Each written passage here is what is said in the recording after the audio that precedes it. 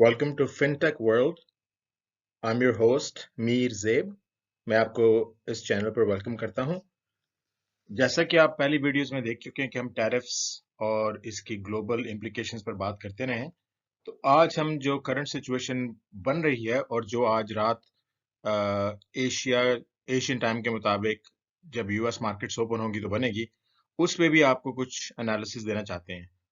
Overall हमारा जो focus है वो ये है कि ग्लोबल एस्पेक्ट को आपके सामने उजागर करें, उसको लाइमलाइट में लेकर आएं कि आगे क्या होने वाला है और एस्टिमेटेड किस किस्म की रेमिफिकेशंस देखी जाएंगी जब आज मार्केट्स खुलेंगी और in the weeks to come.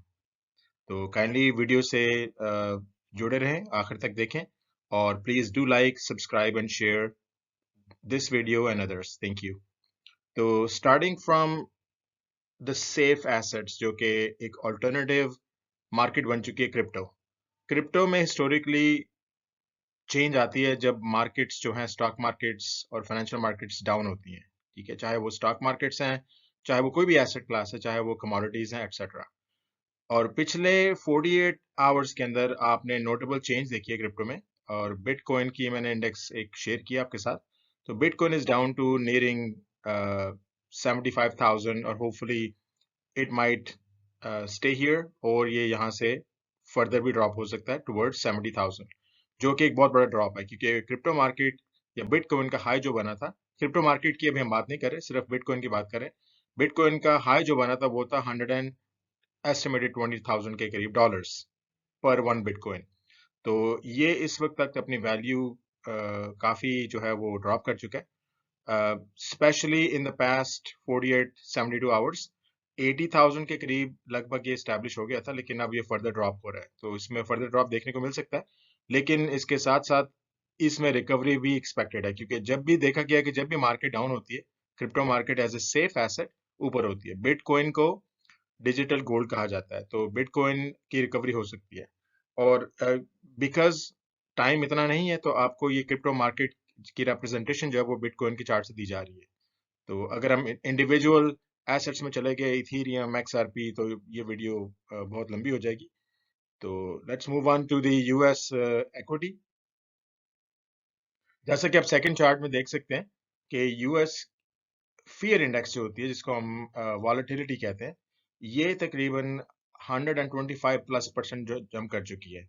तो इसकी लास्ट क्लोजिंग थी अराउंड $15, और अभी मार्केट ओपन होने से पहले ये $45 पर ट्रेड कर रही है। तो दिस इज 50-50-30, तो over 125% increase between Friday and Monday. अभी मार्केट ओपन नहीं हुई। अगर आप इसी तरह यूएस की टेक इंडेक्स देखें, तो उसमें भी सिग्निफिकेंट चेंज आ चुकी है, थर्ड चार्ट।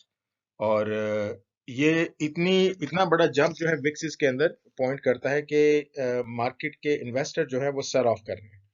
और इसमें कोई शक नहीं है कि अगर मार्केट खुले तो आप 1 से 3 ट्रिलियन डॉलर तक का सेल ऑफ देख सकते हैं। तो let's hope for the best.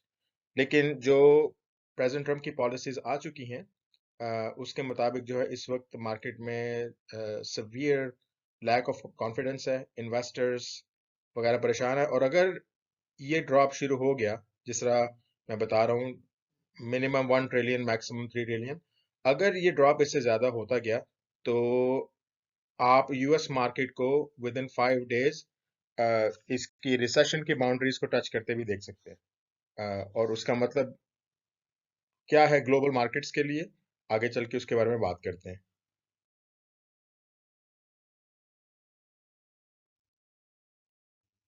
अब हम देखेंगे एशियन मार्केट्स में ये आज क्या रिस्पांस आया प्रेसिडेंट ट्रम्प के टैरिफ्स और उसके बाद जो स्टेटमेंट्स आ रही हैं उनकी वजह से। तो इस वक्त एशिया में डिपेंड्स ऑन कि आप कहाँ पर हैं। कहीं पर 2 बज चुके हैं दोपहर के, कहीं पर आफ्टरनून के 1 बज चुका है, कहीं पर 11 बज चुके हैं, कहीं पर 10 बज चुके हैं। ओवरऑल अब तक एशियन मार्केट्स ने 2 से 5 ट्रिलियन डॉलर का लॉस कर दिया है, और सेलिंग प्रेशर जो है वो हर जगह देखने को आ रहा है। आप अगर ये पहला चार्ट देखें, तो ये नाइके आई जापान का है, जो कि चौथी बड़ी स्टॉक एक्सचेंज है दुनिया की, और इसमें शदीद सेलिंग प्रेशर आ रहा है। जिसकी वजह से इंडेक्स जो है वो 34,000 पॉइंट से तकरीबन 25 की तरफ आ रही है और शायद इससे भी ड्रॉप हो जाए। उसके बाद नेक्स्ट वन है चाइना। अगर आप चाइना में देखें तो चाइना में भी सिग्निफिकेंट ड्रॉप आ चुका है।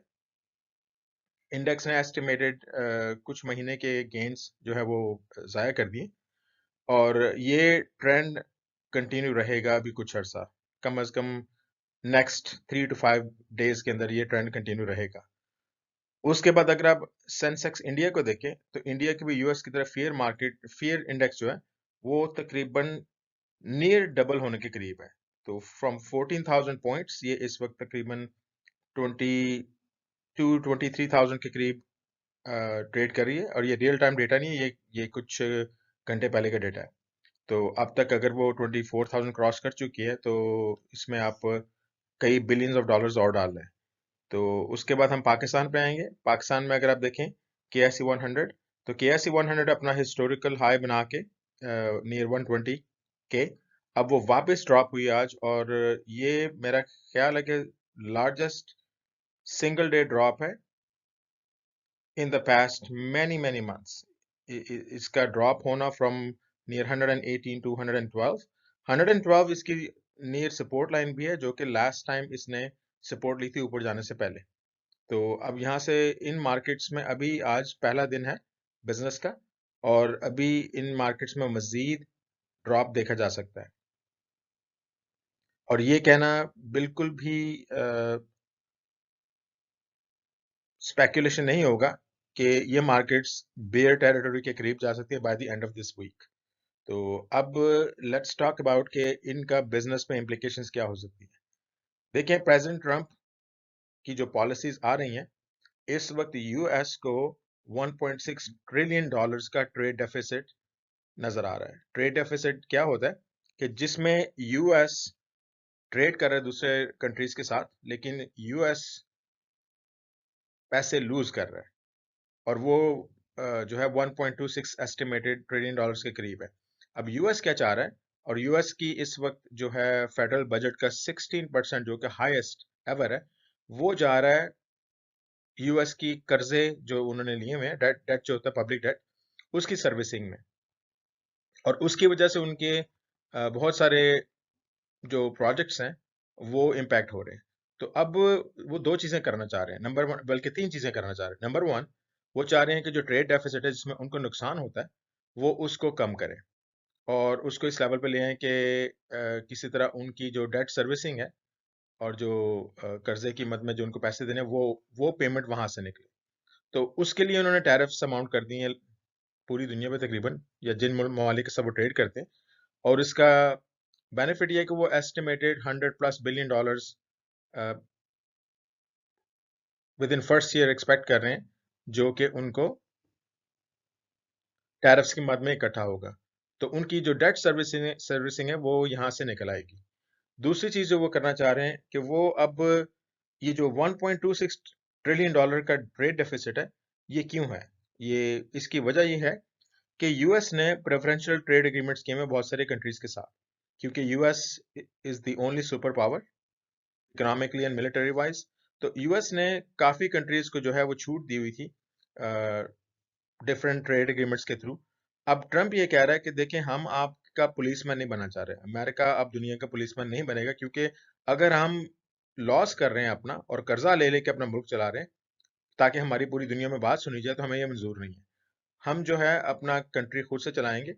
हम अपने कंट्री के जो फेवर्स दी हुई है पूरी दुनिया को वो नहीं देंगे, और जो इक्वल बेसिस पे, या इक्वल नहीं तो हाफ इक्वल बेसिस पे जो तिजारत करेगा उसको आधा जो है टैरिफ देना पड़ेगा जो हम उनको देते हैं।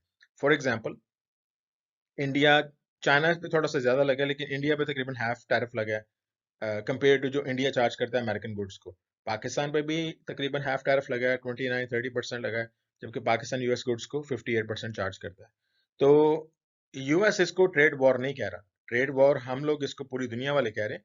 यूएस सिर्फ इतना बोल रहा है कि ये जो है ये रेसिप्रोकल टैरिफ्स हैं, यानी कि जो टैरिफ आप हमारी चीजों पे चार्ज करते हैं, हम उसका आधा चार्ज कर रहे हैं आपको। हम अभी भी आपको फेवर दे रहे हैं, लेकिन हम इतनी फेवर नहीं दे रही कि हमारा अपना मुल्क जो है वो लॉस में जा रहा है और हम कर्जा ले रहे हैं और आप लोग हमसे ट्रेड कर रहे हैं।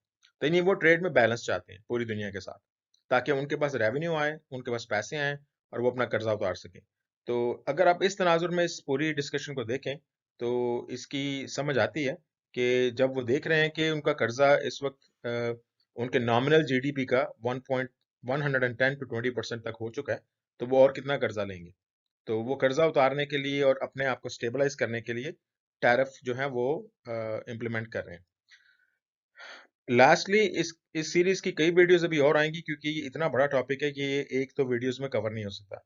लास्टली अब इनके इम्प्लीकेशंस क्या हो सकते हैं। इन्वेस्टर्स, कारोबारी हजरात, बिजनेसमैन अक्रॉस द वर्ल्ड, सबको रेडी होना चाहिए कि कुछ महीने के लिए, हम एस्टिमेट कर रहे हैं 3 महीने कम अज कम, 3 मंथ्स के लिए आप लोग अपने बिजनेस, अपने कारोबार, अपने फाइनेंशियल्स को जो है वो कंजर्वेटिव लेवल पे ले आएं, और ये सेलिंग प्रेशर के ख़त्म होने का वेट करें। उसके बाद देखें मार्केट्स कहाँ पे खड़ी हैं, और उसके बाद तकरीबन 3 महीने तक इसकी रिकवरी होगी, और जो क्लैरिटी आएगी यूएस गवर्नमेंट की तरफ से, कुछ एडजस्टमेंट्स होंगी, वो सारी अगले नेक्स्ट 3 मंथ्स में होंगी। उसके बाद जो है शायद दुनिया का सिस्टम दोबारा सही तरह से चलना शुरू हो। तो हमारे असेसमेंट के मुताबिक फॉर द नेक्स्ट 3 मंथ्स चीज़ें ऊपर नीचे होंगी, और आप सब उसको ब्रेस करने के लिए रेडी है। ये भी हो सकता है कि एक छोटा मिनी रिसेशन ट्रिगर होने लगे, और उसके असरात पूरी दुनिया में जाए, जैसे कि भी जा चुके हैं। तो उसके ऊपर शायद ट्रंप साहब और उनकी जो इंतजामिया है वो कुछ इमीडिएट एक्शन लें। उससे दुनिया में कुछ स्टेबिलिटी आएगी, और मार्केट शायद दोबारा वापस बुल ट्रेंड्स में आना शुरू करें। आई होप कि दिस वाज इंफॉर्मेटिव और आपको इससे कुछ सीखने को मिला। और कोई कमेंट्स अगर आपकी हों या क्वेश्चंस हैं तो प्लीज़ कमेंट सेक्शन में कमेंट्स करें। Please like, share and subscribe. Thank you.